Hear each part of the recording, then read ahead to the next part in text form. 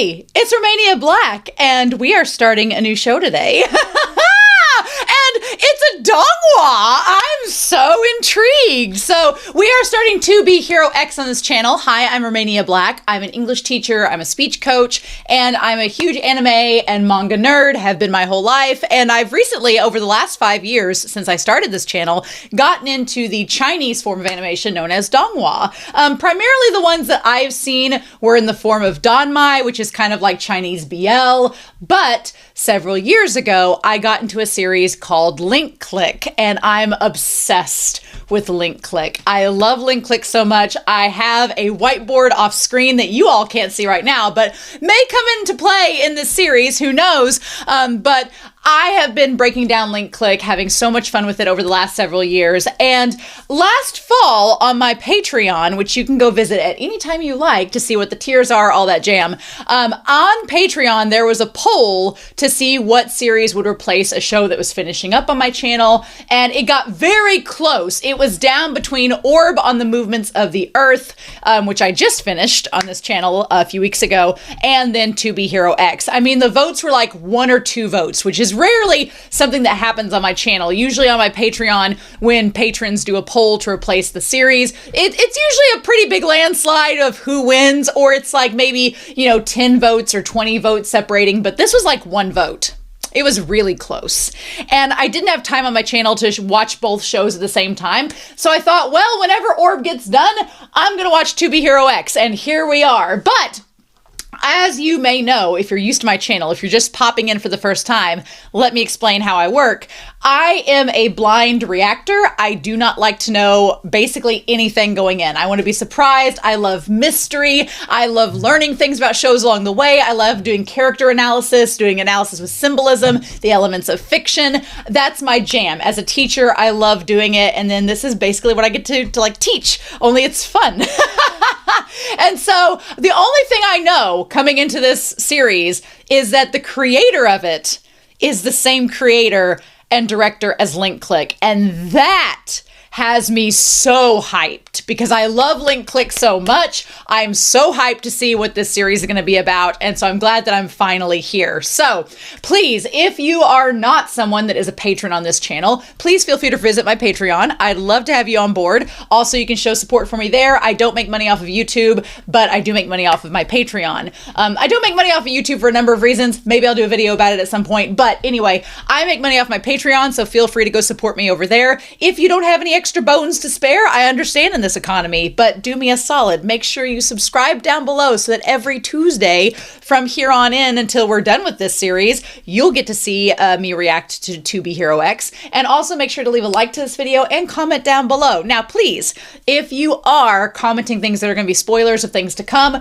I am going to have a moderator for this channel that will make sure I like to react. I like to read your comments. I like to reply to your comments. I like to talk about the shows. This is like a glorified book club / teaching session for me that I can do on the side, and I enjoy it so much. But if you have any spoilers, please spoiler tag so that my moderators can make life a little bit easier for me. So thank you. But yeah, so I am so hyped to get started with this series. I mean, the word hero is in the title, so you would imagine in my mind it has something to do with superheroes. To Be Hero X.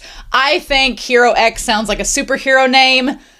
I don't know. I also think of Speed Racer and Racer X. I think of Racer X from Speed Racer. I think of that series. But it's the creator of Link Click, so there is no telling what we will get. One thing I do want to know is that this is not my first time around the bin with Dongwa. Dongwa is a little different than anime, not only in the fact that it's Chinese animation versus Japanese animation, but also if you've noticed, if you've watched a few Dongwa, if you've seen a few anime OPs sometimes have spoiler elements, and you're not really, if you're trying to avoid spoilers, you gotta wait a little while before you can watch the OP. Chinese Dongwa, their OPs like to spoil every damn thing. In the opening and the ED. And so I talked with my moderators before sitting down to record this, and I was like, am I allowed to watch the OP and the ED? And they were like, let me check with the council on Patreon. And they came back and they were like, no. So don't worry. Don't worry. At the last episode, when I'm given the all clear, I will watch the episode OP and the episode ED. So I will see it eventually. Do not worry. But for the sake of my content creation and how I run things around here, ka-cha, Romania runs a tight ship. We're going to be avoiding the OP and the ED for now. Also, if you are new to my channel, please look in the description down below. There's a link to the reaction. That's how we do things here. It's very secretive. It's very underground, you know. I'm a very underground, old school kind of person, so that's how we're doing things, right? That's how we're doing it. But anyway, thank you so much for joining me on this journey. I've talked way too long. I'm so excited to see what this episode has in store for us. It's 23 minutes, probably about 20 by the time you take that OP and ED off, but who's counting? So anyway, also I am watching it with the traditional Chinese subs and English, Chinese dub and English subtitles. I know some people are maybe used to the Japanese, maybe they're used to the English dub. I am always kind of a purist where I want to start out with the native language dub with the English subs, and then if I want to in my own spare time outside of the channel, I'll go watch it in the Japanese or the English or whatever. So anyway, if you have any, like, you know, voice actor notes about the other dubs, then you're free to let me know, as long as it's not spoiling a character name or something like that. But anyway, I'm so excited. It's been such a long time coming since like last fall when I said I was going to get to it now, and y'all have been holding me up to it, being like, when's To Be Hero X? So here we are. But anyway, we're not going to waste any more time. We are going to dive right into To Be Hero X episode 1, and it's going to be in the link down below here in 3, 2, 1, and then afterwards I'll join you back up for the discussion. So let's go.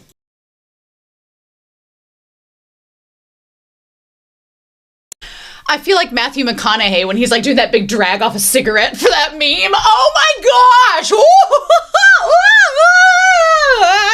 Oh, I'm gonna have so much fun talking about this series. I'm gonna have so much fun talking about this series. I love the creator of Lin Ling.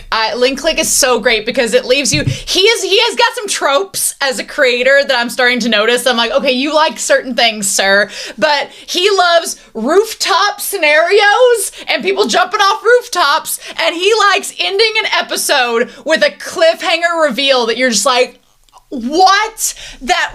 Oh, it's gonna be so great. I'm so excited. I'm looking forward to it. So before I dive any deeper, couple things. I have 2 corgis. They are both beneath my feet. One of them, named Huckleberry, likes me to throw this certain ball, and I have a desk that he puts it usually up on the shelf. So if you see me throwing something, it's his ball, and you just heard him. That's all he exists for. The second thing is, this is Whiteboard Coon. Whiteboard Coon has been my partner in crime for 4 years in explaining anime and donghua, and he's going to be of much service to us as we go through this series, because let me tell you, this is gonna be interesting. So yeah, I'm gonna be positing lots of thoughts on Whiteboard Coon as we go through this episode bit by bit now that we're discussing it. I'm also going to be potentially, buddy, you gotta put it up there on the shelf. That's not gonna work.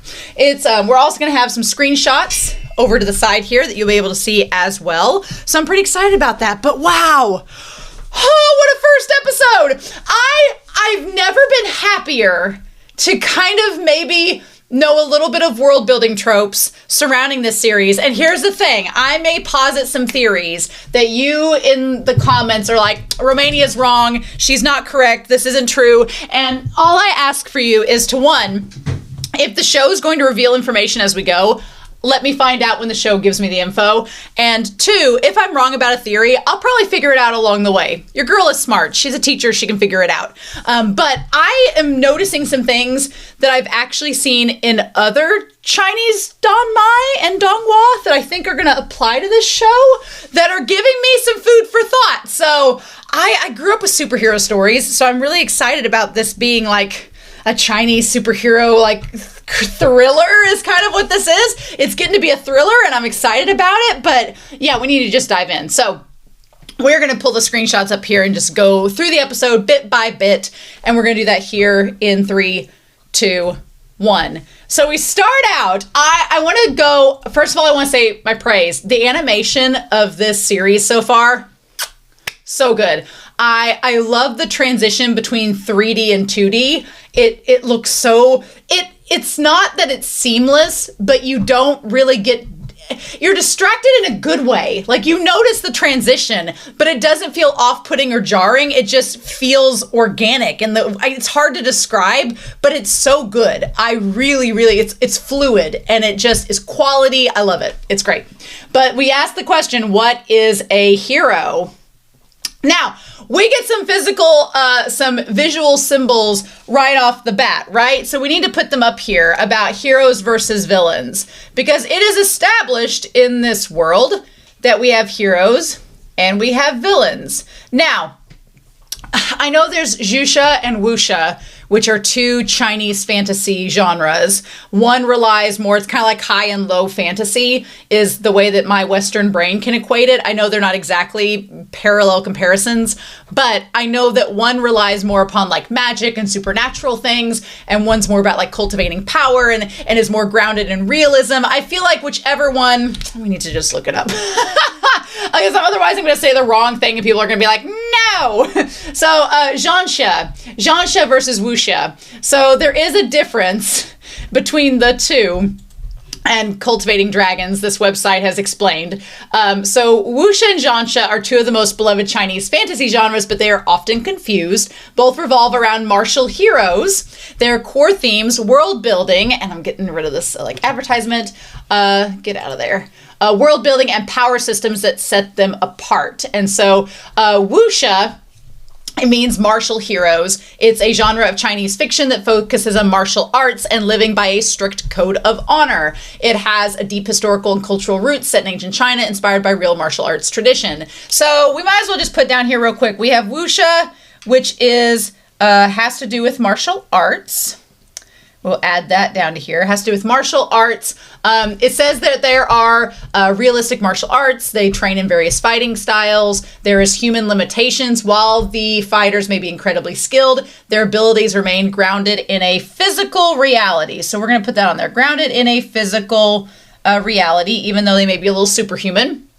Some achieve near superhuman feats through rigorous training and deep understanding of internal energy, but they are not divine beings. And then there's moral codes and honor. There is no magic or divine beings. It's more political intrigue and historical realism. So historical realism, and then also has to do with no magic or divine beings. I would liken Word of Honor is a series I watched on this channel, and it is a Danmai that I would say is more wuxia, perhaps.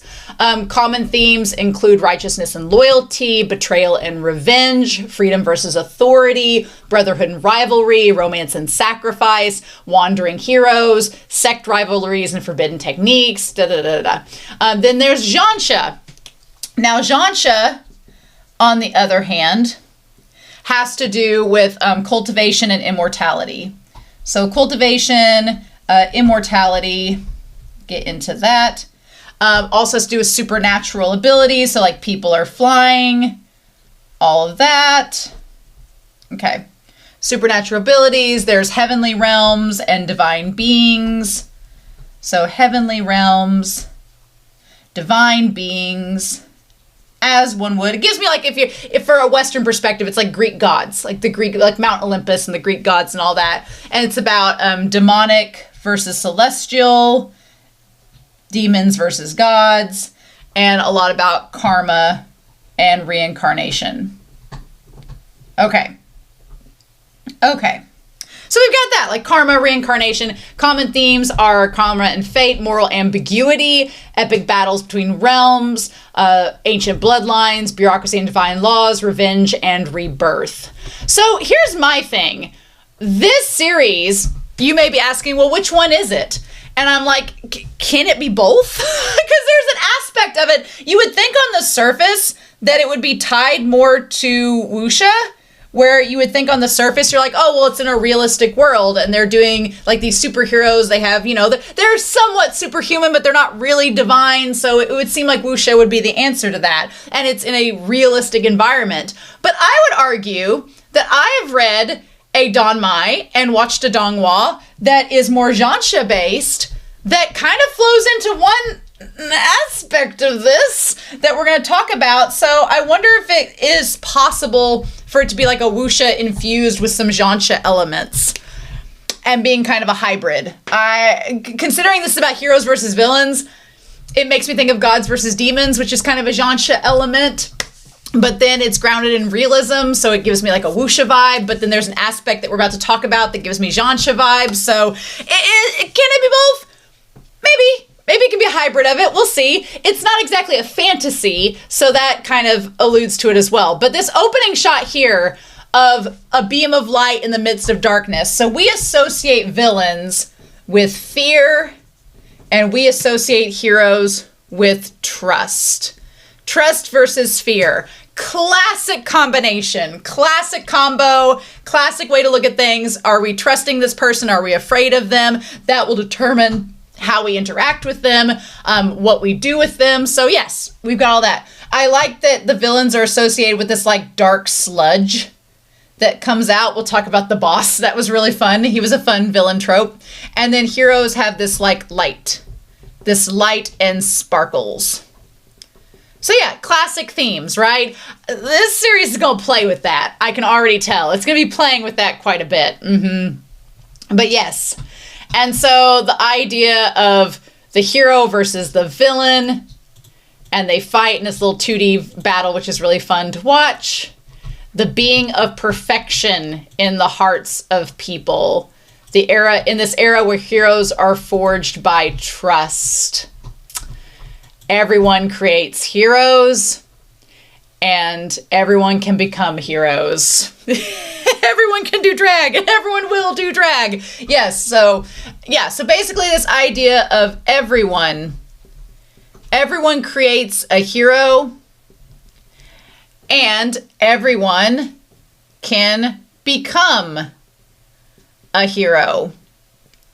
What's kind of interesting is that from the start, this is viewed as being like, I'm going to put in quotation marks, a pipe dream. Like the boss kind of chides Lin Ling for having this concept that can even be a possibility. Whereas it is very easy for anyone to become a villain.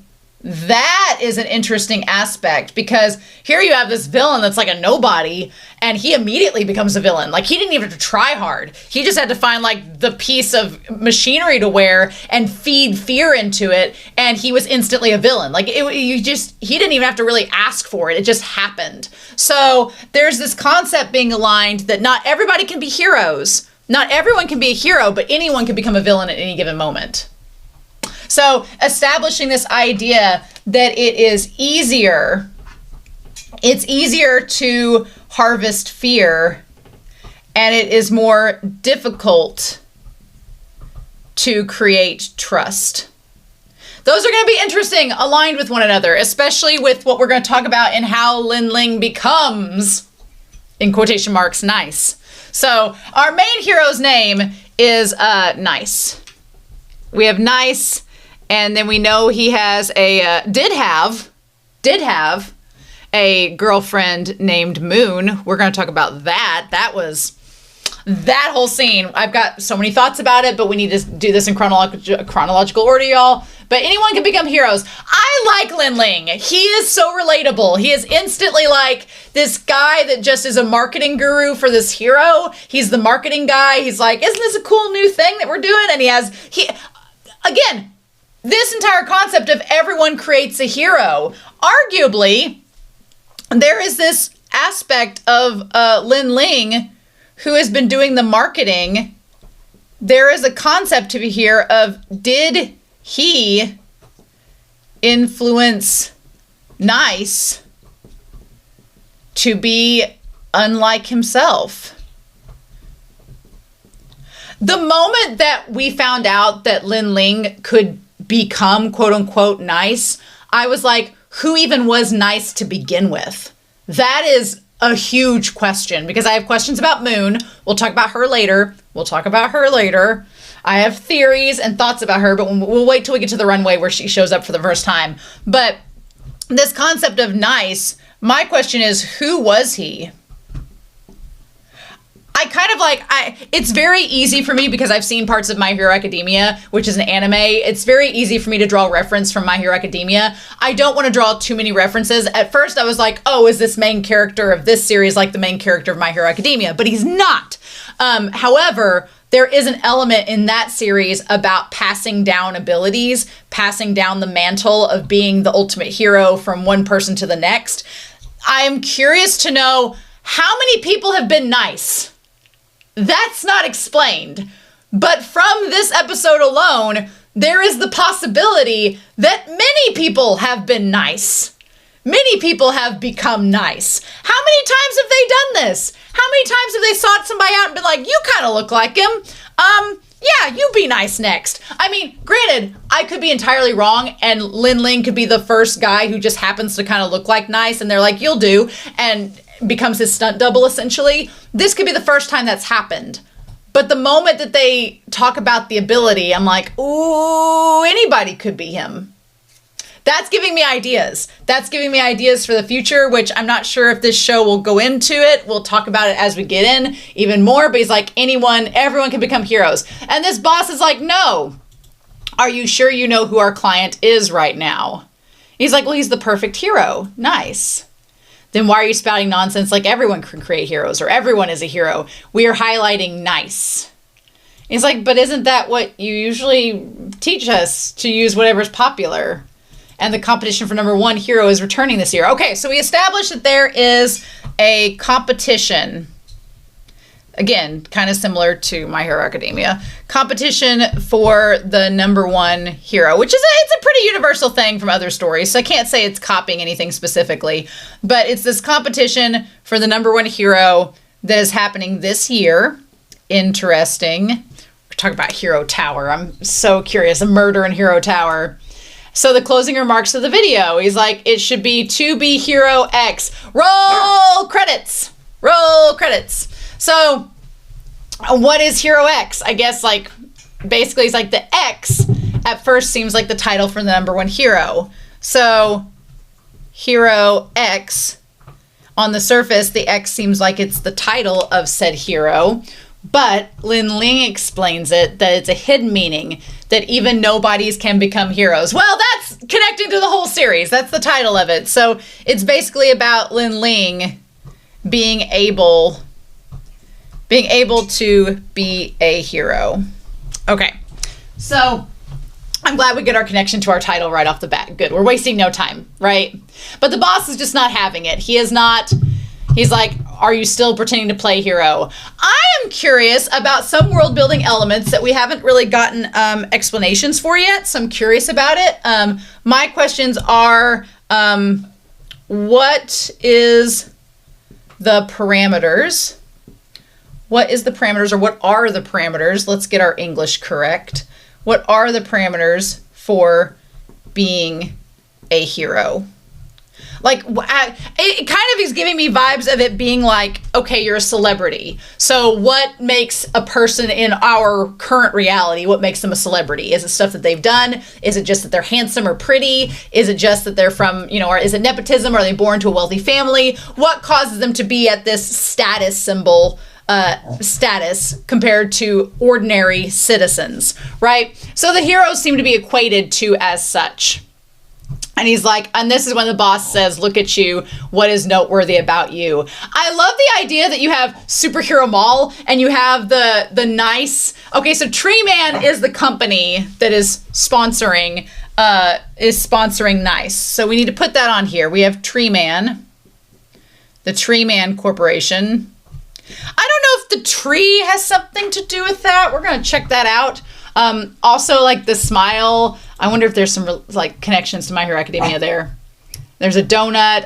Here's the thing. If you've ever watched Link Click before, everything is important. You have to suddenly start paying attention to every single aspect of that series because this creator will put things in every little moment that you're like, wait, do we need to be paying attention to that? So for example, in this shot here, there's a hero right under Nice. There's a shot of a hero, but there's like half his face gone and it's cracked like a broken mirror. What is that? Is that referring to another hero? Is this split thing showing that like half of him's heroic and half of him struggling to become a villain? What does that mean? Is that relevant? We need to keep track of that. And it says smile under it, which feels relevant.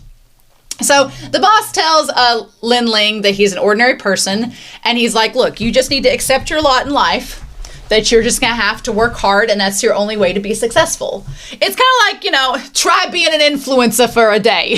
You know, it's just basically this boss is being Michaela Noguera.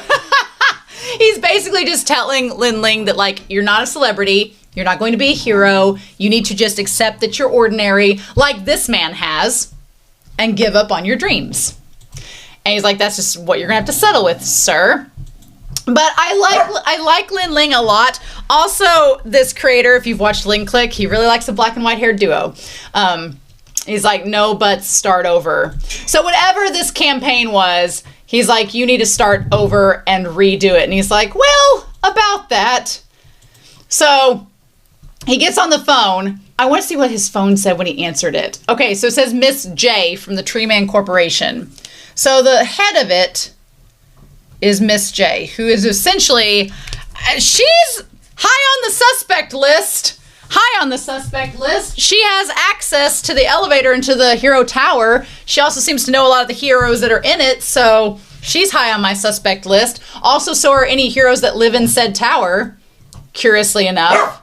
So, okay, I want to pause. Who is this person? It says live broadcast of X tonight at 7. So is X, I know he says to be hero X, but is X also a hero that we just don't know about? So what are the parameters of being a hero? I'm going to write down my questions here. Who is live broadcast of X? Who is quote unquote X? He, with the hair slicked back and the white hair and everything, he looks like an evil version of Nice. Who is he? What is he? What is he doing? I'm so curious. Interesting indeed. So apparently you've already received the proposal. So yeah, he turned it in. Our internal operations. Yeah. So she hung up and I think he got fired. So the proposal. Yeah. Oh yeah. It says who the X. And there's X's all across the billboards in the background. I don't know if it's this weird thing, right? Where we have to be hero X and Ling is saying, well, the X is, you know, who's going to be the top hero? Could it be me? But then you have this other character literally being called X and all these X's in the background. So it's creating this like double situation of what is what. Y'all, this creator, they're going to throw us so many curves. So Lin Ling sent the proposal before he should have. He ends up getting fired. And then he decides, as he's been fired, that he's just going to jump off the building.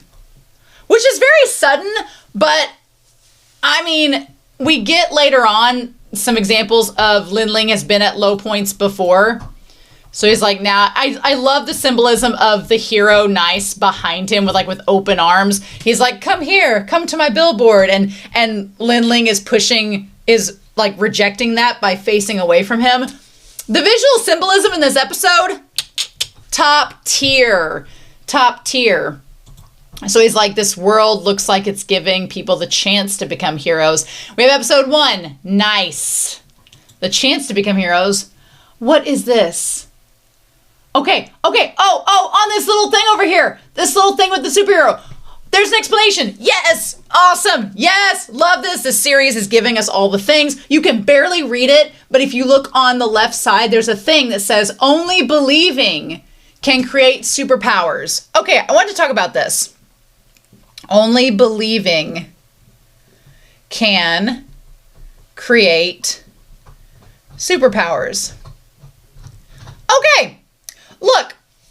This is the Donghua, and if you are not familiar with Donghua, if this is the first ever Donghua that you've ever watched, you're probably like, well, how did the world building in this work?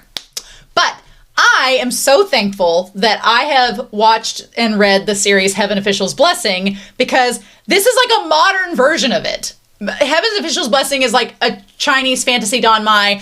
It is very Zhansha, but it is like taking place in ancient Chinese fantasy world, right? So in that series, and I'm going to try not to spoil anything. You should go check it out, especially if you like Don Mai. You should go check it out and read it. You've probably already done so if you're here. I have a whole giant series of it. It took me like 2 years to get through it on my channel. Anyway, in that series, the characters, they're all gods. And if people believe in you enough, it will give you more power. Their power is based upon prayers that they receive from the people. It literally gives them their powers and allows them to be who they are. And lots of other things that I won't spoil for you. But this is essentially this. This is a modern version of that. This is a modern version of Zhansha, where these characters, if you believe, you can create superpowers, either to become a hero or to become a villain. But there has to be belief. There has to be trust, or there has to be fear, but they are both beliefs. One is positive, one is negative. And that's so good, yes. So, for regular, okay, what does it say? Year 41 after commission. What is this? But for a regular person, it's not easy to win someone's trust. Yes, I do like the concept that ordinary people don't just easily win trust, which is kind of tapping into our idea of parasocial relationships, because it's much easier for people to put trust into a celebrity or an influencer or somebody that they feel they can trust because they know them, whether they do or not. People are putting their trust into Nice because he's a celebrity hero, and they see him so often they think they know about him. They know about him and Moon's relationship, and they kind of feed off of that. So it creates this trust in them. But we as the audience know that from personal real life experiences, that trust can easily, like Miss J says, snap just like that. It's like, bop, done. The moment you do something wrong, people's trust in you can completely vanish and be erased. So I want to know what this, we're going to say 41 years after commission. Whatever that commission is, I'm going to keep a question mark on that. After commission. So is that when all the superhero stuff started? I don't know. Don't exactly know here. But he's like, let no one be liked by a majority of people.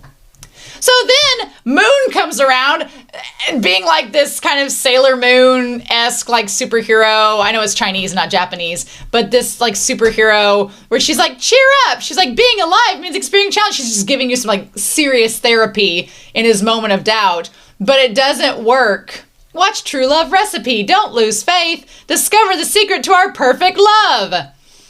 We're going to talk about that. We're going to talk about that. So essentially, they have this thing called pure romance, where they supposedly have a perfect love.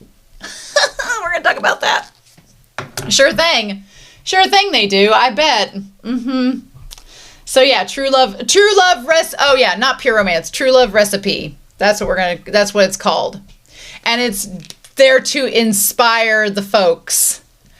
I also think it's interesting that there is a little bit of the True Love Recipe that comes across a bit propaganda-y, just a little bit, being like, don't lose faith, everybody. You too. This part here seemed very propaganda-y. And he's like, didn't I just make this promo video last month? So of course, Lin Ling isn't persuaded by it because he helped to create it, right? So he kind of knows. I like Lin Ling in this sense because he knows how the sausage has been made. Once you know the rhetoric that goes into creating something persuasion-y, or you know how propaganda is made, you're not as easily persuaded by it, which I think is very clever because it doesn't translate as to help him dissuade him from trying to take his own life, right? And then says, why did I have to write these damn lines to hurt my own feelings? That's like irony right there. You write this pure like True Love Recipe and it doesn't help you at all. Tune into our show with your lover. And then Nice says, hey, have you got a house? No. I like the idea that we're going to get into this, but he, like, Nice's character for this advertisement says, hey, do you have a home? And Lin Ling is like, nope, I don't, not anymore. Can't afford my rent because I got fired. This part here felt very propaganda-y, where he essentially says we're nice. he says on there, a lifelong companion is essential to a perfect family. We have no single people. We're sponsoring that nuclear family. So you have to have a lifelong companion. No single folks out here, let you know. And then he says after that, but you also need a stable abode. Treeman Corporation is fulfilling the dreams of every one of you who worries.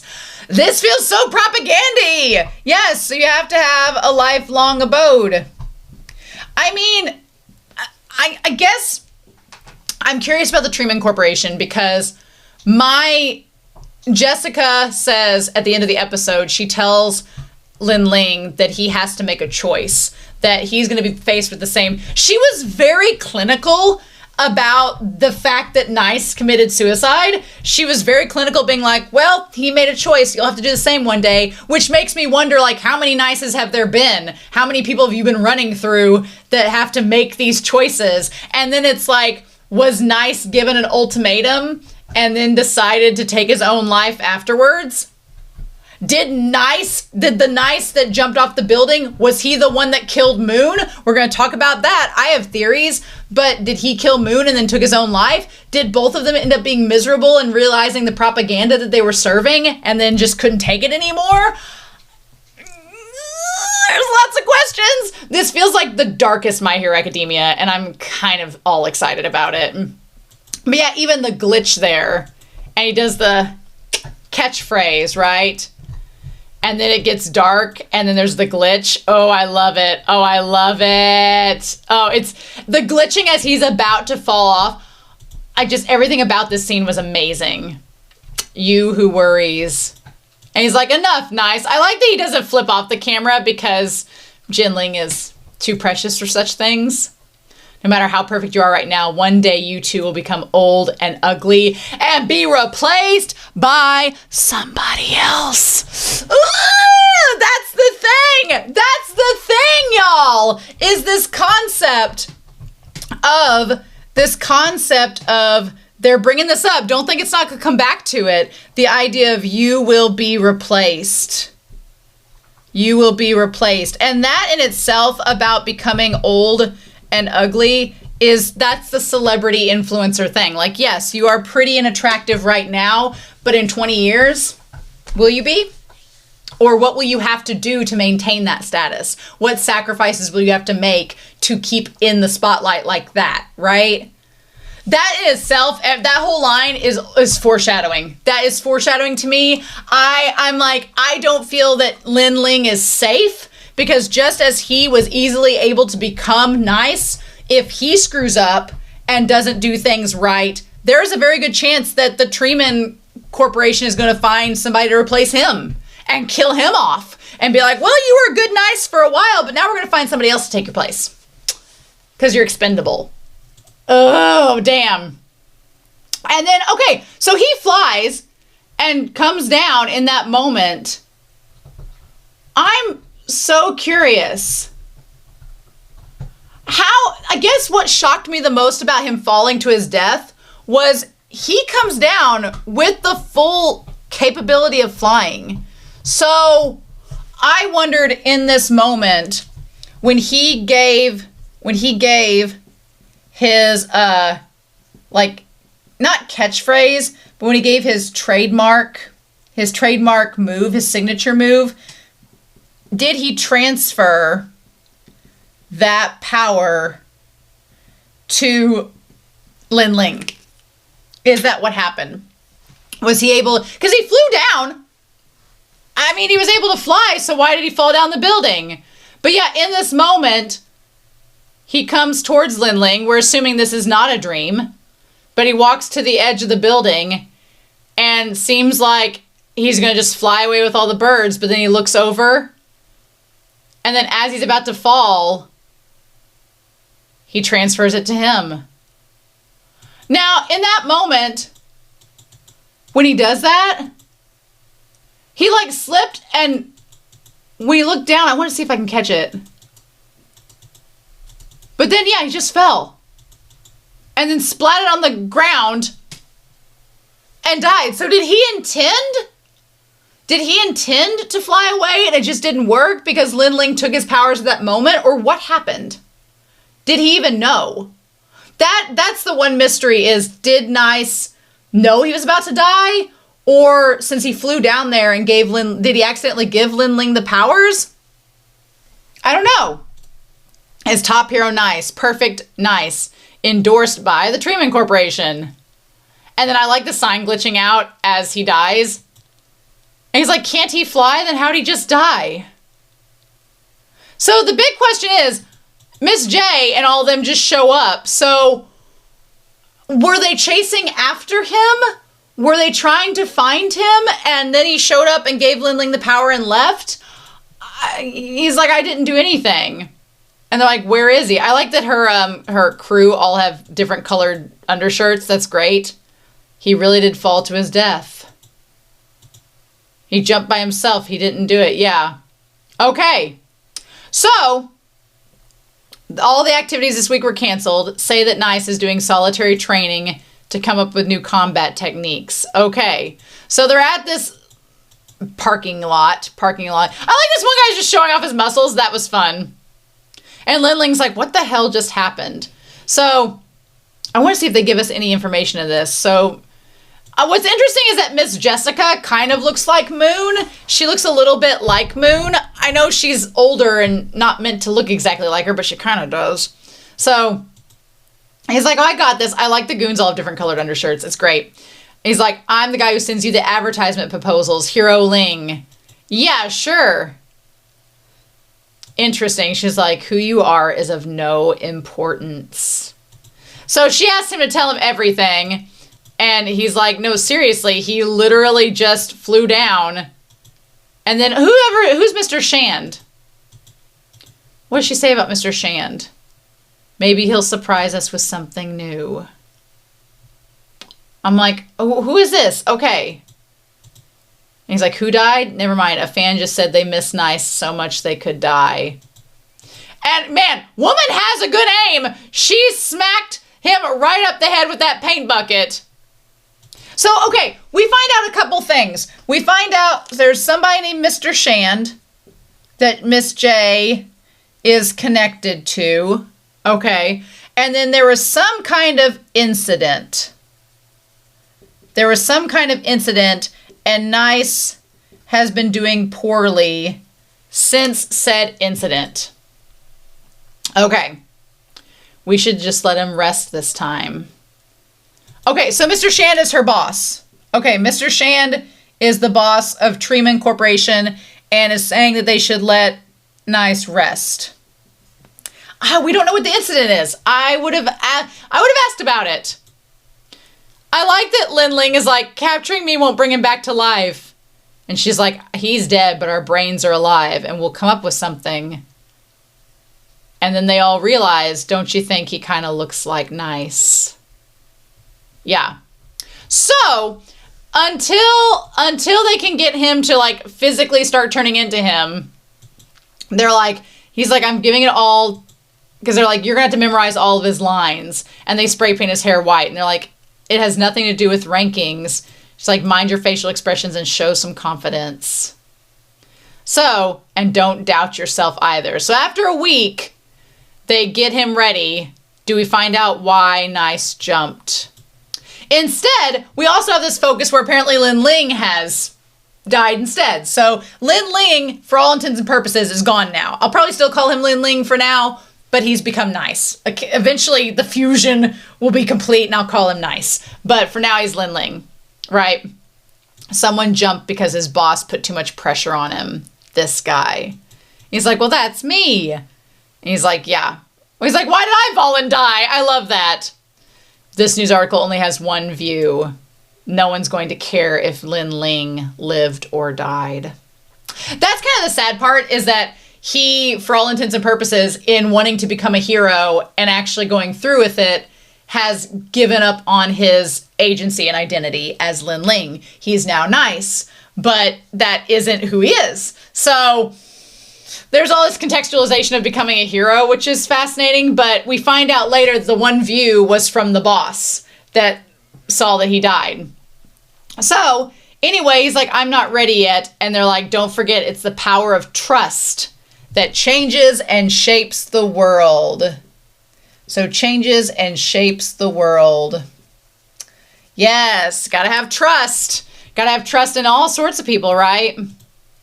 So he goes through the audience, and I think it's cool that the moment he like touches their hand, it like gives him some energy. He's basically like, it's like the Negaverse from Sailor Moon where he's absorbing all the power. Like, that's so crazy. Also, I'm gonna take a screenshot of this real quick. I like the screenshot of him with like the nice sign behind him. It's really good. Love that. So yeah, all the people are happy to see him. And then everybody give him a hug, and this is exactly what he wanted. So then we cut to the training montage. They're like, if the believers say you're nice, then you're nice. Again, heaven officials blessing, this is a major thing. Like, if the people believe you are this, then you will become that. That is, that's essential. So that's exciting. They're like, we're going to have to convince, if they believe that you can do it, then you can. And yeah, I like that at first he has the brown eyes.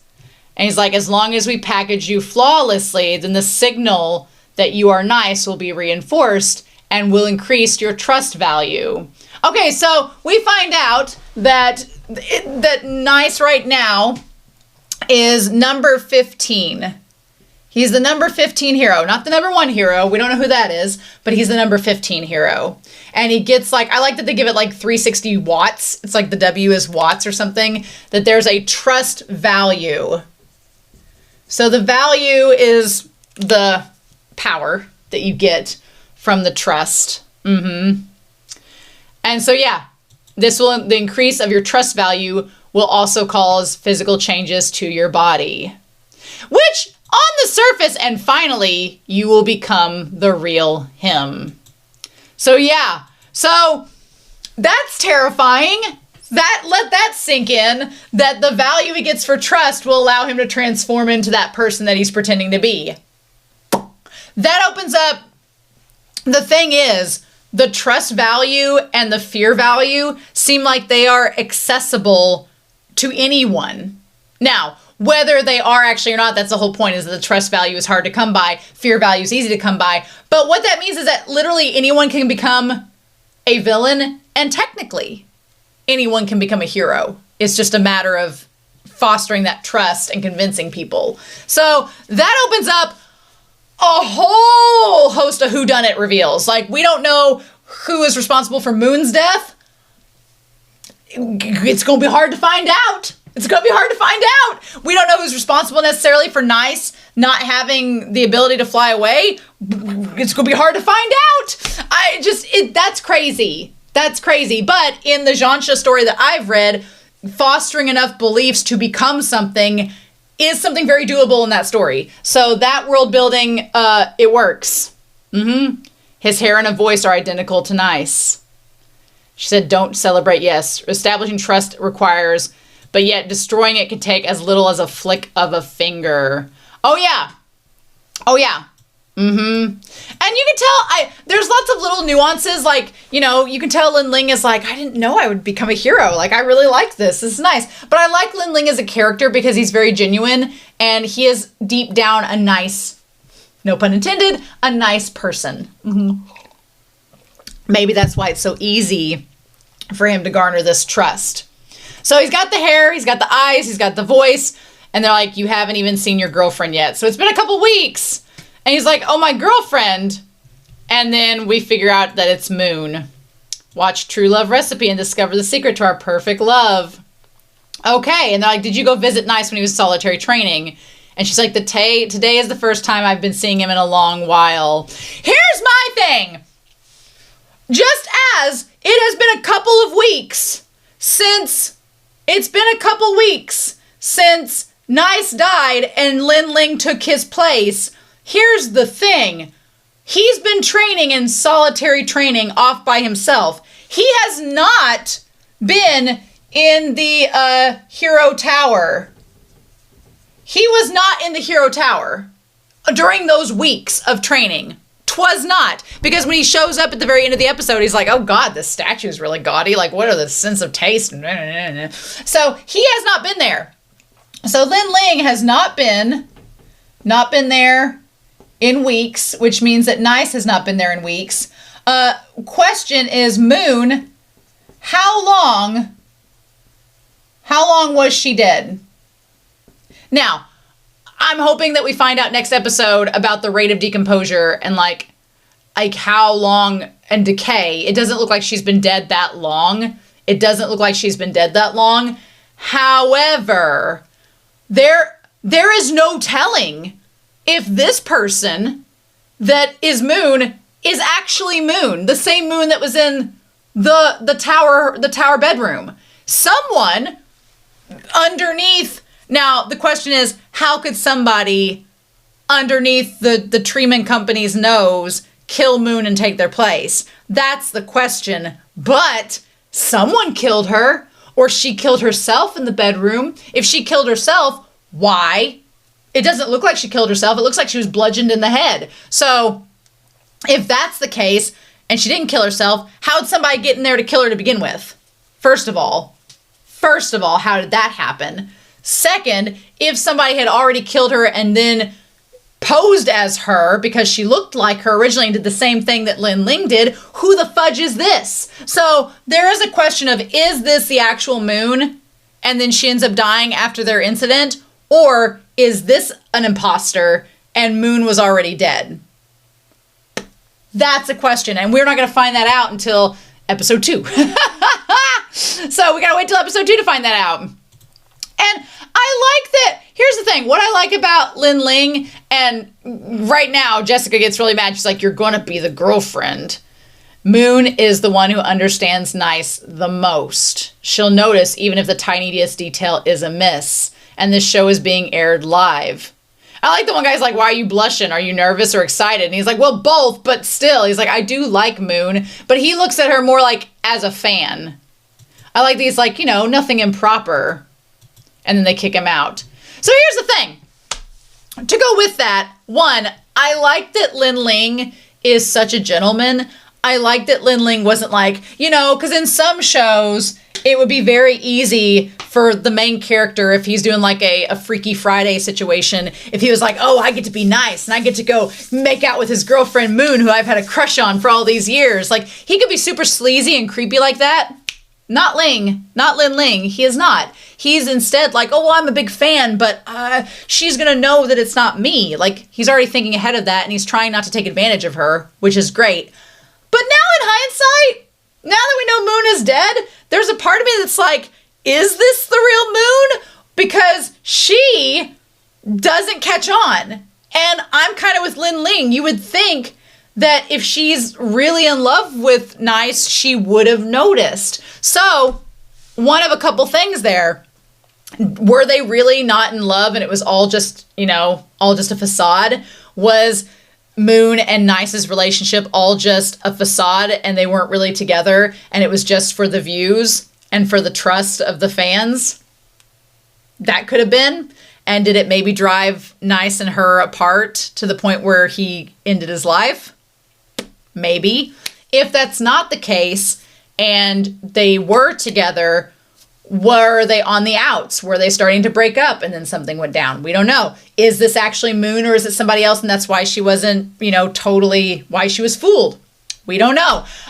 There's a lot of things we don't know about Moon, but if she's dead, I don't know how we're going to find them out. But yeah, so he reaches for her hands asking if she's been well. I like this postmodern waltz, which, I don't know, if you don't know what postmodern actually means, sometimes people use the phrase postmodern. I was an art minor for a hot second, and sometimes people would use the phrase postmodern to just mean new or not, like, of the highest quality. It's basically a way of them trying to, like, play it off as better than it was, But he asks her for her hand so elegantly, so gentlemanly, and so perfect. This is the first time I've seen her up close. Yeah. And so her responding is of many things. One, is that really Moon? Or is it a fangirl that maybe, like, posed as her after her death? We don't know. Is she kind of thrown off by the fact that he's doing this because she knows that the real Nice isn't like this? We don't know. Or have they just not seen each other in so long and she know something that we don't? There's so many questions and so many possibilities, and I don't know which is real. Yeah, and he's like, I'm holding her hand. But she puts on for appearances that, they get together just for the talk show and everything. Interesting. There's so many questions, y'all, and I don't know what the answers are yet. I'm so excited. So, on this talk show, which, can we talk about the fact that the stage and the center is an eyeball? Can we talk about that? Visual symbolism, love it. Also is a clock, love it. But yeah, welcome to True Love Recipe at our live venue. I'm your substitute host, the 249th hero in the commission. Eye of Truth in lighter. Yeah, so that explains the eye and everything. So the 249th hero, which is in lighter, who looks like if Midorima from Kuroko's Basketball was in a Don Mai and also a villain. So yeah, there we go. In lighter. Okay. So we've established that there's been 41 years since the commission. Okay. 249th in the hero commission. Okay. So this whole commission with the heroes has only been around 41 years. Interesting. And we're going to guess that Lin Ling is what, 18, 19? He's working a job, so probably 20. Curiouser and curiouser. There's going to be like some OG hero or OG villain that turns out to be like Nice's dad or something. I don't know. So yeah, I like what was the Eye of Truth and lighter. I like they all have their own like catchphrases and everything. I do like the green. The green looks great. He looks like a Don Mai character. Love that for him. So Jessica didn't know that the situation was changed, and this guy is basically a lie detector, and she's freaked out that it's not going to work, and Nice is going to be exposed. And Nice, meanwhile, is like, this is kind of weird. I do like whenever, like, Lin Ling jumps out of Nice, and we get his internal monologue, and he's like, does he know who I am? Is he exposing me? I like the internal monologue being Lin Ling. It works really well. But anyway, so the moment that he started asking these questions, I was like, if this is going to work out in Lin Ling's favor, because he's the marketing guy that's been working on ads for these two for quite a while, apparently. So he knows the answers, which is fun. And he's like, well, since your love is so perfect, then I'm sure you wouldn't forget such details. Yeah. And so at first, now this is interesting. So what exactly was the question that he asked? We're going to test how much you understand each other. Now, here's the thing. Again, I want to point out, in this moment, she looks over. That's suspicious. Again, we are so focused on Lin Ling being nervous about not knowing the answers that I'm like, she looks nervous too. Why would she be nervous, especially if they're in a relationship? Suspicious. How many total commercials has Moon starred in? Now, here's what's crazy. Would Moon know the answer to this, and what is their total runtime? Now, who we think is Moon, they're like, we just found out online that Enlighter seems to be investigating Nice. Okay, clearly he wants to be a higher superhero, but why is he investigating Nice? What does Enlighter know? Enlighter seems to get away, so maybe we're going to go back and talk to him of why he's investigating Nice. Why? What's the purpose? What are you trying to figure out? And she's like, well, I haven't done the math. I don't know. It's a question about you, honey. You wouldn't know how many commercials you've been in or the runtime. I mean, I could see why she wouldn't, but at the same time, now that I'm wondering if it's actually her, I'm super suspicious. I don't know. But luckily, Nice knows the answer. And they say bingo. Now, here's the thing. The next question that he asks is Moon your girlfriend? And so in this, the boss is saying she's Nice's girlfriend, not yours. Well, funny how that's worked out. She doesn't need you to come up with her public persona. But he kind of has. So I'm going to be curious if Lin Ling, is he going to see Moon again after seeing her dead body, or what's going to happen with that? Is the corporation going to try to spin it? What are we going to do with that? He's like, for a second stage, let's play a game. So he does the lie detector, and he asks if Moon's his girlfriend. And he's like, is your relationship also a fake? If you say yes, I'll know you're lying. And so Lin Ling's like, what am I going to do? He knows I'm a fake. He said this whole thing on purpose. And if I answer in place of nice that Moon is my girlfriend, then he's going to know it's a lie. So instead, he does answer honestly in saying that she's a goddess to him. Which Enlighter was not expecting. And she kind of has an interesting reaction. Again, her reaction is so suspicious where she's like, oh, she's like, am I the goddess of your dreams or am I being an imposter too? It would be so fascinating if she was an imposter too. Does Jessica know that Moon is dead and she's an imposter? What are we going to do? Surely she wouldn't, because otherwise, why would you be so cruel to leave a body up there for him to find, right? And so then we get this little montage where Lin Ling has been inspired by her. And he's like, I had this hope that I could become an outstanding hero. And I would be protecting her. Yep.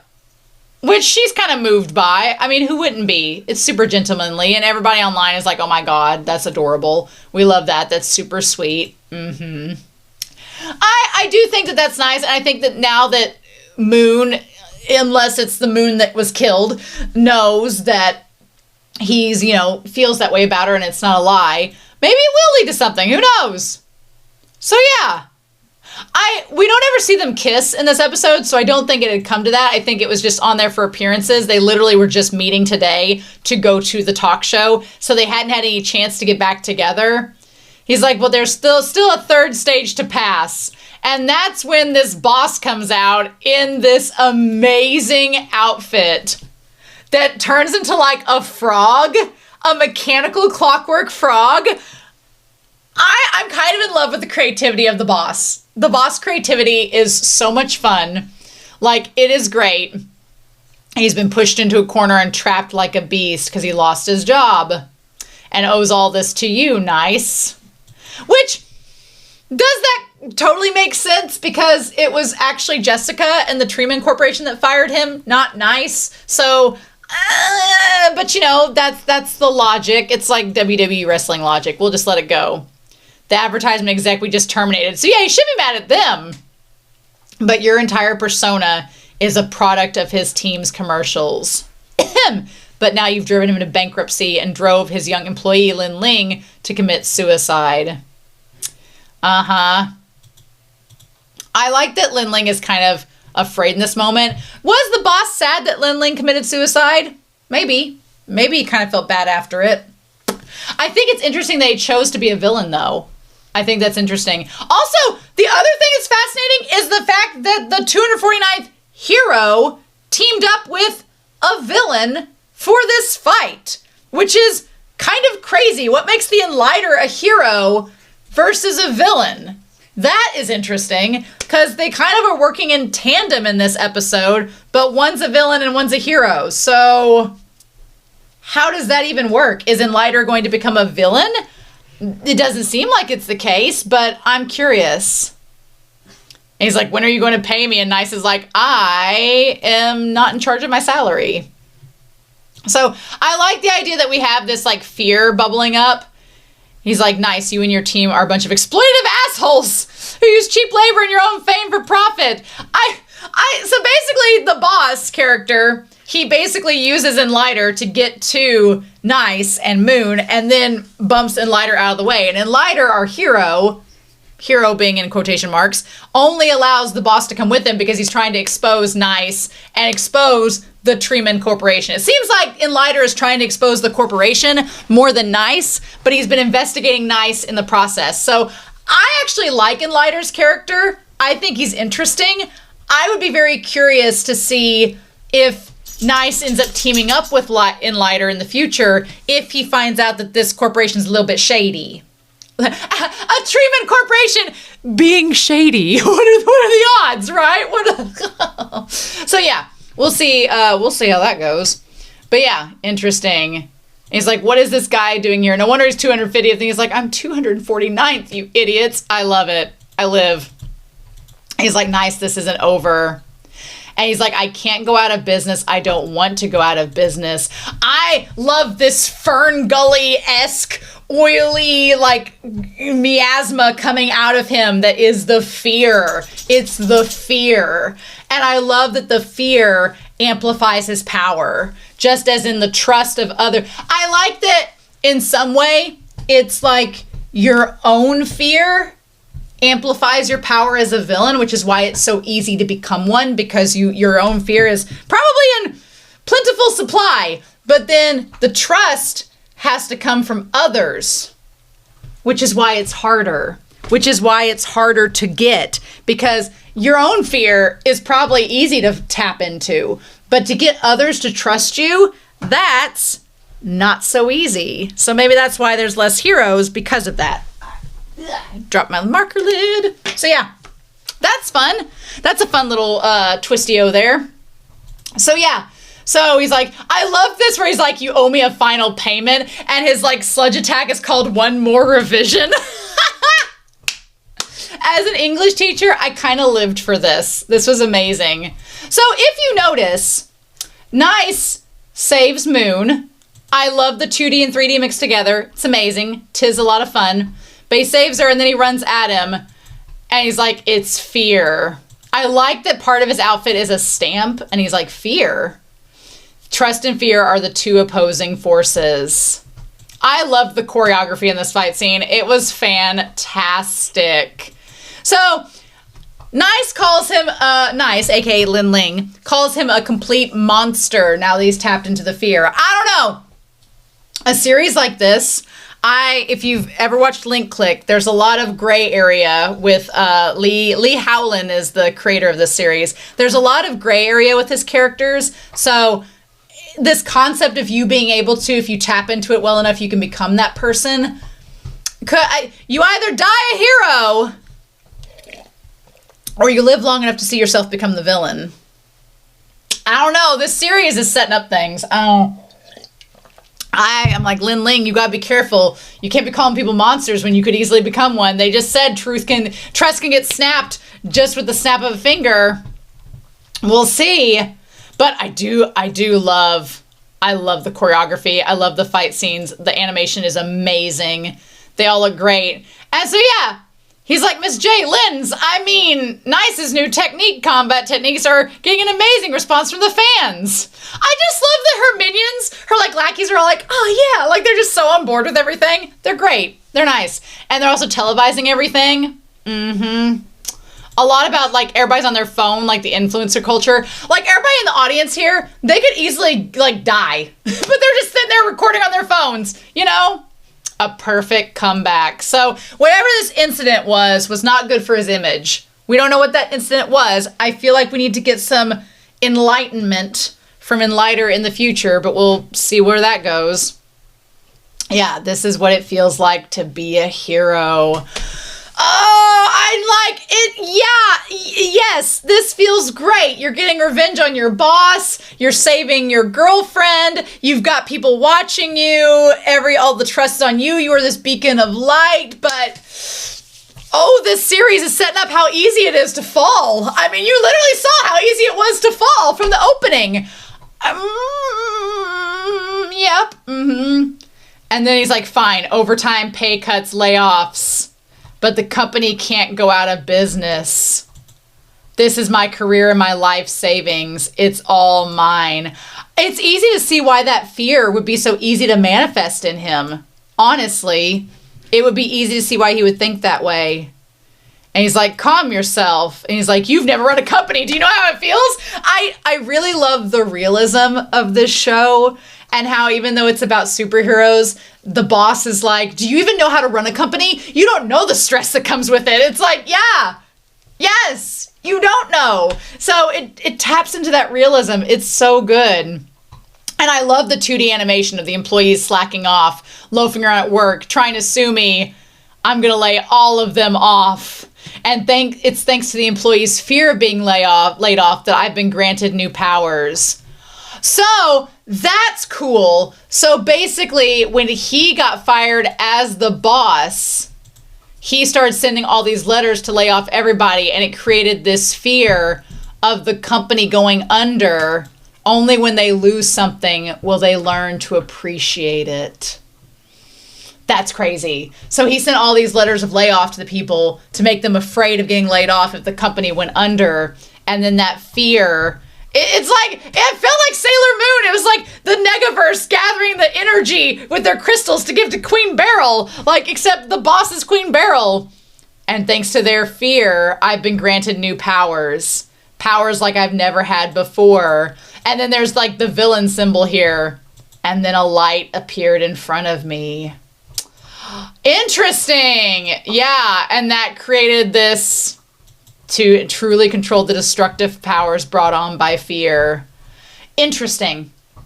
I like it creates all these envelopes that he starts to shoot to people like ninja stars.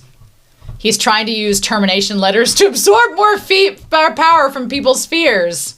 So Moon explains that. So Moon at least Moon knows somewhat what's going on. Now, why Moon would know about villain powers and how that works, I don't know. Maybe it is the actual Moon and she knew all along and she's just telling him. But why would she think Nice wouldn't know how that worked? Here's the thing. Why would she think Nice wouldn't know how that works? That's the thing. Either Moon is actual Moon, and then the question is, why would she not realize that Nice knows how a villain's powers works? Because they've been together for a while. But if it's not Moon and it's somebody else that's researching knows villain powers and is posing as Moon, maybe that's why. I don't know. But yeah, he's like, I'm nice, so I can win. This part here, though, where he starts to question himself and he kicks and doubts he's gotten stronger after absorbing the fear. There's this moment where I like the frog suit that it becomes. And he grabs him and there's this mechanical element. I also love the stampers. Those are fun. He's like, I've used up all the techniques that I've trained. What do I do next? And then I like this one laser power is called Deadline. That's really fun. But yeah, at one point he's like, I've already become the hero who lives in everyone's hearts. And I like this, there's a little bit of sludge fear that gets attached to him. And this is why I say this. It climbs up him. This fear does. And it washes over him. Do I think it would be easy, as he doubts himself, for him to become a villain? Yeah. Yeah, I do. So not only does Lin Ling have to fight to secure his presence as the hero Nice, but he's going to have to fight doubt and all of these negative emotions that could turn him into a villain and make him different. It's going to be crazy. Oh my gosh, I love that. Because it washes him away and he's back to normal in his mind, right? He's like, can I really do it? And there's the question. And I like in this with the sunset, you can't see the image of Nice on the billboard as well anymore. It's all blocked out from it. And he questions who he is. And then he sees, I like that as he sees Nice fall, he falls instead. Again, Howlin likes to see people fall from buildings. I'm just saying, he does. He has an aesthetic. But then in that moment, Moon, or the imagination of Moon, is what saves him. Be the best version of yourself and believe in yourself. So meanwhile, we cut back. Again, I like the 2D versus the 3D animation. The twist is really nice. But we see Moon, who's actually on the scene, telling him that he can do it. And then he's like, yes, that's right. I believe I can become outstanding. And that one day I'll be able to protect those worth protecting. I love it. And then that's when he grabs a hold of the hand of Nice and becomes him again. And I believe I can be the hero. Where heroes are forged by trust. Okay, it's Moon that grabs him. Even a nobody has the possibility of becoming a hero. I love it. It's so good. Yes. So manages to work. Knocks him back. So good. So good. Now, the question is, he gets knocked back. Love the 2D animation. It's great. Did we see where Moon went? Because she kind of lifted him back up, and that's the last time we saw her. According to reports, last week's incident at the True Love Recipe Live venue. Okay, I'm going to go back to this. I want to see the headlines on that. Okay. It says last week, so at the very end of this episode, okay, so maybe it was Moon. Maybe it was her all along. But here's my thing. And at this point, you're like, Romania, you've been theorizing it's been a different person the whole time, but was it? Here's my thing. If it was Moon, the way she acted in this episode makes me think that she knew something was up, or she knew something was wrong, or she felt guilty about something. Because all her actions and all like the nonverbal communication she gives in this episode links that something's not quite going right. Right? So it says that Perfect Hero targeted in terrorist attack. So basically it's a week later. It's a week later is what we find out. And the Perfect Hero, quote unquote, nice, targeted in terrorist attack at the live broadcast venue. Attacker suspected to be the Spotlight organization members. So Spotlight organization. Okay. I want to talk about Spotlight versus Tree Man real quick. Tree Man, tree, shady first of all, but also a tree has all of these branches. Everything is interconnected. It also, you usually see trees, not always, but you have trees within a forest. So they're a collection. So it's a collective. So it's a kind of, it's connected to the group. So this idea of all of the people, all the others giving trust to this one thing.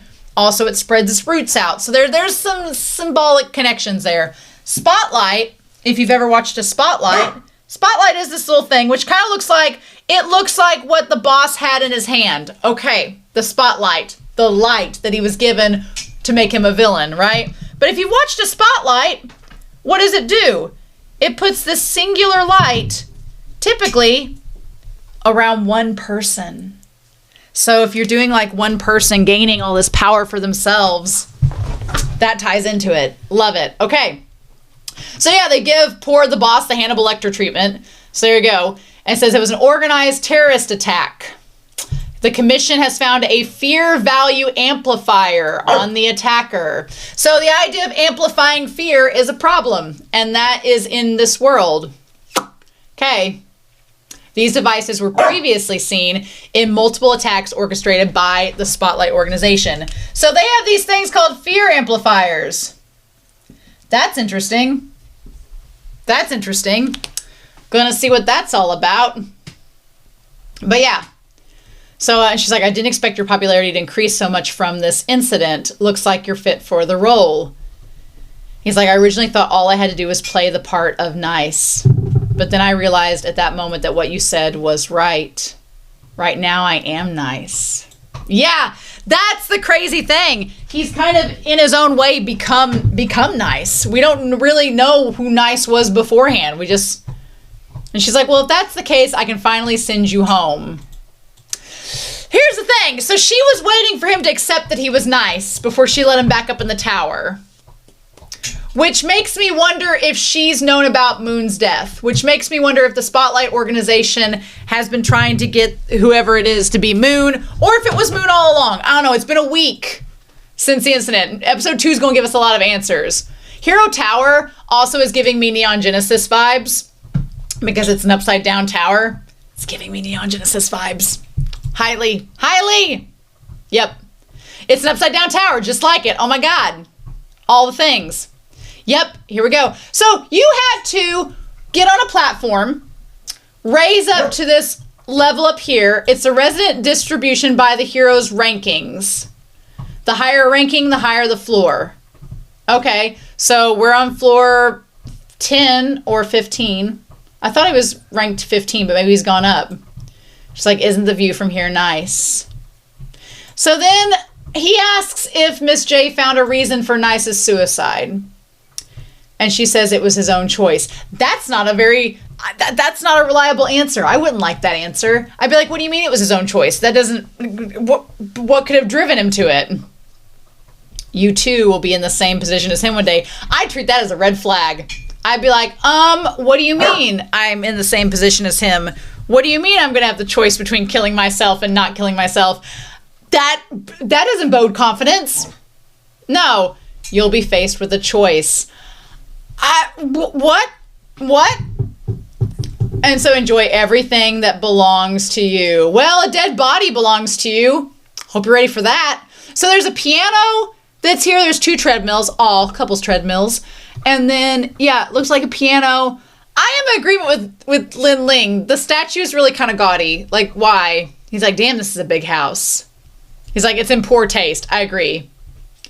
So he starts taking off his shoes and everything and goes to the bed. And then when he gets in the bed, that's when he looks over and sees that she's there. Oh, you can kind of see the blood on the pillow. Oh my God. And he's like, why is Moon here? Okay, that, my friends, is I was trying to figure out what that was reminding me of. That is a Lost in Translation reference right there of Scarlett Johansson from that movie. That is a Lost in Translation reference. I think she's even wearing the same outfit. So we find out that Nice and her have been living together for a while now. That is not solidifying my theory that this is not actually her. That the Moon that we've seen is not actually her. I will, of course, find the fact that he puts the little towel over her to be adorable. That's highly adorable. I love that. That's super cute. What a gentleman. And he tries to sneak away. My thing of him sneaking away was, in that moment, I'm like, what do you think is gonna, like, you're trying not to draw suspicion to yourself. So if you've been living together, wouldn't you want to, like, sleep next to her? I mean, it's a good thing he walked away, because then he saw what ends up happening. He sees what we end up seeing. But yeah, I've thought for a moment, I'm like, don't you want to kind of just pass off that y'all are together? But as he's sneaking away, he looks back, and oh buddy. Maybe the body hasn't been there very long, because you'd think you'd smell the dead in that moment. Yeah, what the fudge? What the fudge? Nope. And then what? Yeah, he drops the pillow. So, was she just, like, stabbed or shot in the head? Huh. Clearly. But we don't get to see what was in her other hand. Did she shoot herself, or something? Okay, using our forensic investigator, something came from the back of the head. It's from the back because the blood's going that way. So, did he kill her? Did the other Nice kill her? Y'all. Things be getting crazy. Things be getting crazy, and I've talked for an hour and 15 minutes about episode 1. Oh my gosh! But no. Basically, the series is fantastic and amazing, and I'm addicted already. Basically, I have so many questions. Whiteboard Coon and I have many questions, but yeah, Whiteboard Coon and I have lots of questions. We're going to be saving these questions and see if they're answered as we go. But holy cow. Okay. See, I know that Link Click Season 3 is coming out in October, and I was like, man, it's going to be a long wait. I found out what's going to help pass that time. So, oh my gosh, y'all, I cannot wait to see what's going to happen next. So I'm excited by your thoughts down below. Please give a like to this video, comment if you want to, subscribe to my channel, and every Tuesday afternoon, we're going to be diving into To Be Hero X and seeing what's going to happen next. So, in the meantime, I hope you all have a wonderful week. Please stay safe, take care, and yeah, I'll be back real soon with more of To Be Hero X. Bye.